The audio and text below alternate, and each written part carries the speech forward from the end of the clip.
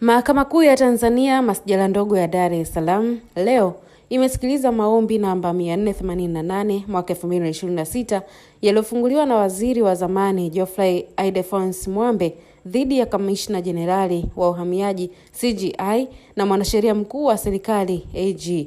Maombi hayo yamewasilishwa mbele ya Jaji David Ngunyale, ambapo Mwambe akiwakilishwa na mawakili Mpale Mpoki na Hekima Mwasipu aliomba kibali cha kufungua kesi ya msingi dhidi ya Jamhuri. Kesi hii inahusu madai ya idara ya uhamiaji kunyang'anya pasipoti 6 za familia yake, ikiwa ni pamoja na pasipoti zake binafsi 2, moja ya mkewe na nyingine za watoto wake, wakati walipokuwa wakijaribu kuvuka mpaka wa Namanga.